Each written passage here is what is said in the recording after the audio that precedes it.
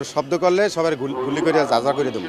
গ্রাহক এবং ওই যে ব্যাংকের স্টাফ এখন মোবাইলগুলো নিয়ে গেছে। মোয়াজ্জেমের নাম্বার ছিল, তখন আমরা ওইখানে ইনফর্ম করার পরে উনি মাইকিং করে সবাইকে সতর্ক করে দিয়েছে। দুজনেরই আইফোন কেনার শখ ছিল, সেই দুর্বলতাকে কাজে লাগিয়ে ডাকাতিতে সিফাত ও আরাফাতকে জড়িয়েছে নীরব। লোভ দেখাইছে, আর একটা আইফোনের শখ আছিল যে তুমি বাবা বড় হয়ে নাও, তোমার দিমো, এখন তো তুমি ছোট মানুষ, তুমি নষ্ট হয়ে যাবে মোবাইল পাইলে।